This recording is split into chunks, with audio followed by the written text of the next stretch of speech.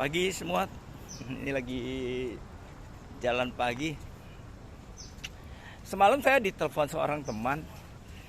Dia menyampaikan kepada saya bahwa sewaktu saya sharing firman Tuhan, ya, dia katakan ada beberapa orang yang menolak apa yang saya sharingkan. Ya, mereka katakan bahwa saya menjelekkan gerejanya, padahal saya tidak pernah sebut nama gereja dan nama pendetanya. Karena menurut saya wajar kalau setiap orang berbeda pemahaman tentang atau mengartikan sebuah firman Tuhan. Ya, cuman ada dua aja kacamata yang saya lihat dalam pembacaan firman Tuhan. Ya, dari kacamata manusia yang tentunya banyak kekeliruan di sini, ya, asumsi. Tapi saya bicara tentang dari kacamata anugerah atau kasih karunia yang Tuhan sudah berikan buat saya.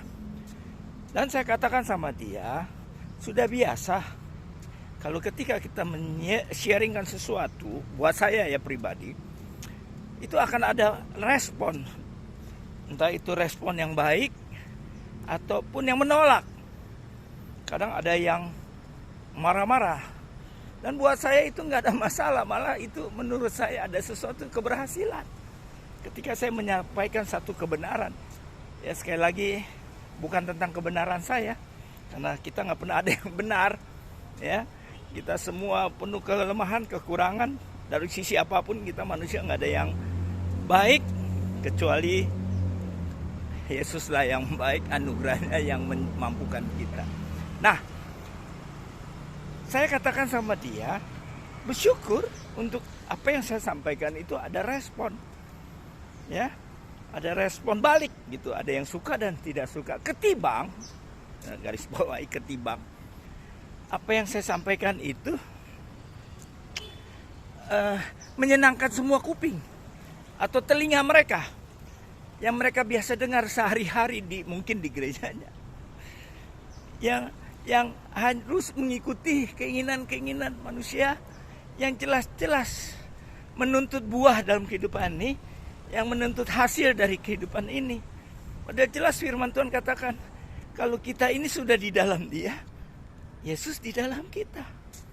Apa saja yang kita perbuat itu karena perbuatan Dia, bukan perbuatan kita. Ya, jadi kita melekat sama Kristus, kata firman Tuhan, ya. Kita bukan cuma melekat, kita udah manunggal, menyatu dengan Kristus. Jadi kalau anak-anak Tuhan berbuah itu tentu berbuah Kristus. Apa itu Kristus? Ya, karakternya. Saudara, ya. Mujizat itu mah bonus-bonus, saudara. Ya, kesuksesan ya itulah bonus-bonus. Tapi bukan inti kekristenan adalah sebuah hasilnya atau buahnya. Kita akan kecewa kalau kita melihat orang atau melihat siapapun atau melihat diri kita dari buah kita, susah. Kenapa?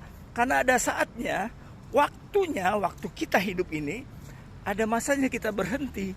Entah itu ada sakit penyakit yang kita nggak bisa tolak, di dunia udah jatuh, ya kan? Atau sesuatu yang ketika tidak kita berdayaan, susah.